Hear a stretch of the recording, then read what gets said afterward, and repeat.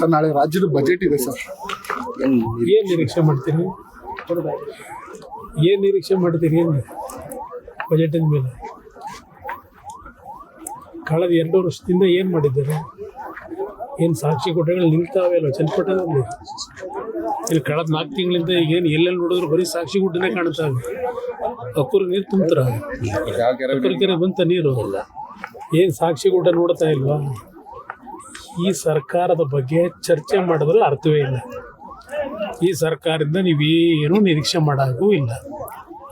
ಇವತ್ತು SC ST ಸಮಾಜಗಳ ಪರಿಸ್ಥಿತಿ ಏನಾಗಿದೆ, ಇವತ್ತು ಜನರಲ್ ಕೆಲಸಗಳೇನಾಗಿದೆ, ಯಾವ ಪರಿಸ್ಥಿತಿಲಿದ್ದೇವೆ, ಈ ಸರ್ಕಾರದ ಬಗ್ಗೆ ಚರ್ಚೆ ಮಾಡೋದೇ ಕೆಸರ ಮೇಲೆ ಕಲ್ಲಾಗ್ತೀವಿ. ಸರ್, ಚನ್ನಪಟ್ಟಣಕ್ಕೆ ನಿಮ್ಮ ಕೊಡುಗೆ ಏನು ಅನ್ನೋದನ್ನ ಪ್ರತಿ ಬಾರಿ ನಾನು ಪ್ರಶ್ನೆ ಬೇಡ ಬಿಡಿ. ನಾನು ಏನು ಕೆಲಸ ಮಾಡಬೇಕು ನಾನು ಆತ್ಮಸಾಕ್ಷಿಗೆ ಮಾಡಿದ್ದೀನಿ, ಅವ್ರನ್ನ ತೃಪ್ತಿಪಡಿಸಕ್ಕೆ ಮಾಡಿದ್ದೀನ? ನನ್ನ ಆತ್ಮಸಾಕ್ಷಿ ಕೆಲಸ ಮಾಡಿದ್ದೀನಿ. ಏನು ಕೆಲಸ ಮಾಡಿದ್ದೀನಿ ಅನ್ನೋದು ಜನ ತೀರ್ಮಾನ ಮಾಡ್ಕೊಳ್ಳಿ. ಅದರಿಂದ ನಾನು ಅವ್ರು ಯಾರ ಕೇಳ್ತಾರೆ ಅಂತ ಅದಕ್ಕೆಲ್ಲ ಉತ್ತರ ಕೊಡಲ್ಲ ಸರ್. ಇಷ್ಟೊಂದು ಲೂಫರ್ಸ್ಗಳಿದ್ರು ಸರ್, ವಿಪಕ್ಷಗಳನ್ನ ಎದುರಿಸಲಿಕ್ಕೆ ಸರಿಯಾಗಿ ಹೋರಾಟ ಮಾಡ್ತಾ ಇಲ್ಲ ಅಂತ ಹೇಳೋದು ಸರ್ಕಾರದ ಲೂಫರ್ಸ್ಗಳು. ಸರ್ಕಾರದ ವೈಫಲ್ಯಗಳ ಬಗ್ಗೆ ಏನು ವೈಫಲ್ಯಗಳು ಏನು ಮಾಡ್ತೀರಿ? ಜನಕ್ಕೂ ಬೇಕಿಲ್ಲ, ಅದು ಜನಕ್ಕೆ ಬೇಕಿದೆಯಾ? ಇವತ್ತು ಬಸ್ ದರ ಏರಿಕೆ ಆಯಿತು, ಇದು ಜನ ತಲೆ ಕೆಡಿಸ್ಕೊಂಡ್ರ? ಈಗ ಅದು ಯಾವುದೋ ನಿಮ್ಮ ಮೆಟ್ರೋ ದರ ಜಾಸ್ತಿ ಆಯಿತು, ತಲೆ ಕೆಡಿಸ್ಕೊಂಡ್ರ? ಈ ಕರೆಂಟಿಂದು ಅದಂತೂ 400%, 800% ಏರಿಕೆ ಮಾಡ್ತೀವಿ ಅಂಥೇಳಿ ನಮ್ಮ ಮೀಟ್ರು, ಅದೆಂಥ ಮೀಟ್ರು ಏನೋ ನಡೀತಾ ಇದೆಯಲ್ಲ, ಜನ ಏನು ತಲೆ ಕೆಡಿಸ್ಕೊತಾ ಇದ್ದಾರ? 2,000 ದೊಡ್ಡದು ಜನಕ್ಕೆ. ಅದರಿಂದ ವಿರೋಧ ಪಕ್ಷಗಳಿಗೆ ಮಾತನಾಡ್ತಕ್ಕಂಥದ್ದಕ್ಕೆ ಜನರಲ್ಲೇ ಈ ಸರ್ಕಾರದ ಈ ಒಂದು ಅಕ್ರಮಗಳ ಬಗ್ಗೆ ಚರ್ಚೆ ಮಾಡ್ತಕ್ಕಂಥದ್ದಕ್ಕೆ ಜನಕ್ಕೆ ಬೇಕಿಲ್ಲದೆ ಇದ್ದಾಗ ಏನು ಚರ್ಚೆ ಮಾಡ್ತೀವಿ? ಜನಗಳಿಗೆ ಅರ್ಥ ಆಗ್ತಿಲ್ವಾ ಸರ್ ಈ ವಿಚಾರ? ಗೊತ್ತಿಲ್ಲಪ್ಪ, ನನಗೆ ಜನ ಎಲ್ಲ ನೆಮ್ಮದಿಯಿಂದ ಇರಬೇಕಲ್ಲ. ಎಲ್ಲ ಜನ ಸಂಪೂರ್ಣವಾಗಿ ಇವತ್ತು ಆರ್ಥಿಕವಾಗಿ ಸದೃಢವಾಗಿ ಈ ಸರ್ಕಾರದಲ್ಲಿ ಕಳೆದ 2 ವರ್ಷದ ಅವರ ಗ್ಯಾರಂಟಿ ಕಾರ್ಯಕ್ರಮದಿಂದ ಸಂತೃಪ್ತಿಯಿಂದ ಇರಬೇಕಲ್ಲ.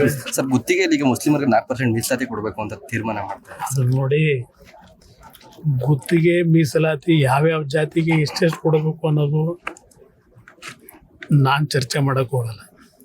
ಇಲ್ಲಿ ಮೀಸಲಾತಿ ಇದ್ರ ಮುಖಾಂತರ ಬರೀ ಓಟ್ಗೋಸ್ಕರವಾಗಿ ಚರ್ಚೆಗಳು ನಡೆಸಲು ಅರ್ಥ ಏನಿದೆ? ಜನಕ್ಕೆ ಬೇಕಾಗಿರೋದು ಅಭಿವೃದ್ಧಿ ಬೇಕು, ರಾಜ್ಯದ ಅಭಿವೃದ್ಧಿ ಬೇಕು. ಅಭಿವೃದ್ಧಿ ಏನಾಗಿದೆ ಅನ್ನೋದು ನೋಡ್ಬೇಕಷ್ಟೇ. ನೀವು ಯಾವ ಗುತ್ತಿಗೆ ಕೊಟ್ಟರೆ ಏನು ಉಪಯೋಗ? ಪರ್ಸೆಂಟೇಜ್ ಕೊಟ್ಟರೆ ಅಲ್ಲೂ ಪರ್ಸೆಂಟೇಜಾ? ನಾನು ಆ ಗುತ್ತಿಗೆದಾರ ಸಂಘದ ಅಧ್ಯಕ್ಷರು ಯಾರು ಮಂಜುನಾಥ್ ಮೊನ್ನೆ ಮಾತಾಡ್ತಿದ್ದಾರಲ್ಲ, ಒಂದು ಕೇಳಲಿಕ್ಕೆ ಬಯಸ್ತೀನಿ. ನಾನು 2006, 2007, 2018 ನಾನು ಮುಖ್ಯಮಂತ್ರಿ ಆದಂಥ ಸಂದರ್ಭದಲ್ಲಿ ಇಡೀ ರಾಜ್ಯದಲ್ಲಿ ಗುತ್ತಿಗೆದಾರರಿಗೆ ಪ್ರತಿ ತಿಂಗಳು ದುಡ್ಡನ್ನು ಬಿಡುಗಡೆ ಮಾಡ್ತಾಯಿದ್ದು. ಯಾವ ಗುತ್ತಿಗೆದಾರರು ಕಮಿಷನ್ ಕೊಟ್ಟರು? ಇದೇನು ಕಮಿಷನ್ ಬಗ್ಗೆ ಚರ್ಚೆ ಮಾಡ್ತಿರಲ್ಲ, ನಡೀತಾ ಇದೆಯಲ್ಲ ಈಗ ಕಮಿಷನ್ ಬಗ್ಗೆ. ನಾನು 2 ಬಾರಿ ಮುಖ್ಯಮಂತ್ರಿ ಆದಾಗ ಯಾವ ಗುತ್ತಿಗೆದಾರ ಬಂದು ನಮಗೆ ಪರ್ಸೆಂಟೇಜ್ ಕೊಟ್ಟಿದ್ದ? ನಾನು ಈ ರಾಜ್ಯದಲ್ಲಿ ಮುಖ್ಯಮಂತ್ರಿ ಇದ್ದಾಗ ಯಾವ ಇಲಾಖೆಯಲ್ಲಿ ಬಂದು ಕೊಟ್ಟಿದ್ರು? ನನ್ನ ಗಮನಕ್ಕಂತೂ ಆ ಸಂದರ್ಭದಲ್ಲಿ ಯಾರು ಪರ್ಸೆಂಟೇಜ್ ಬಗ್ಗೆ ಯಾರು ಚರ್ಚೆ ಮಾಡಿದ್ದೇ ನೋಡಲಿಲ್ಲ. ಇವೆಲ್ಲ ಚರ್ಚೆಗಳು ಮಾಡ್ತಿರಲ್ಲ. ಅದರಿಂದ ಜನಕ್ಕೆ ನಾನು ಹೇಳ್ತಕ್ಕಂಥದ್ದು, ಈ ರಾಜ್ಯ ಉಳಿಸೋರು ಯಾರು ಅನ್ನೋದನ್ನ ಅರ್ಥ ಮಾಡ್ಕೊಂಡು ತೀರ್ಮಾನ ತಗೊಳ್ಳಿ. ಇಲ್ಲೇ ಇದ್ರೆ ಸಂಪದ್ಭರಿತವಾದಂಥ ರಾಜ್ಯ ಇದು.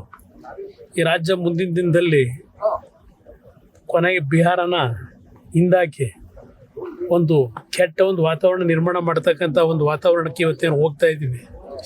ಅದಾಗಬೇಕು ಅನ್ನೋದ್ರೆ ಜನಕ್ಕೆ ನಾವೇನು ಮಾಡೋಕ್ಕಾಗಲ್ಲ. ಜನ ಬುದ್ಧಿವಂತರಾಗದಿದ್ರೆ ಏನು ಮಾಡೋಕ್ಕಾಗಲ್ಲ. ಕೊನೆಯದಾಗಿ ಸರ್, ಬೆಂಗಳೂರು ದಕ್ಷಿಣ ಜಿಲ್ಲೆ ಮಾಡ್ಲಿಕ್ಕೆ ಯಾವ ಜಿಲ್ಲೆ ಏನಾದ್ರೂ ಮಾಡ್ಕೊಳ್ಳಪ್ಪ, ದಕ್ಷಿಣ ಜಿಲ್ಲೆ ಮಾಡಿದ ತಕ್ಷಣ ಏನಾಯ್ತದೆ? ಏನ್ ತಗೊಂಡ್ಬರ್ತಾರೆ? ದಕ್ಷಿಣ ಜಿಲ್ಲೆ ಮಾಡಿ ಏನ್ ಮಾಡ್ತಾರೆ? ಮೊದಲು ಇರೋದನ್ನ ನೆಟ್ಟಿಗೆ ಕೆಲಸ ಮಾಡೋದಕ್ಕೆ ಇವ್ರು ಯೋಗ್ಯತೆ ಇಲ್ಲ. ಇನ್ನು ಬರೀ ಹೆಸರು ಚೇಂಜ್ ಮಾಡ್ಕೊಂಡು ಏನು ಮಾಡ್ತಾರೆ? ನೀವು ಅಡ್ಗಾಲ್ ಆಗ್ತಾ ಇದೀರಿ ಅಂತ ಹೇಳಿ ನಾನು ಯಾಕಪ್ಪ ಅಡ್ಗಾಲ್ ಹಾಕ್ಲಿ?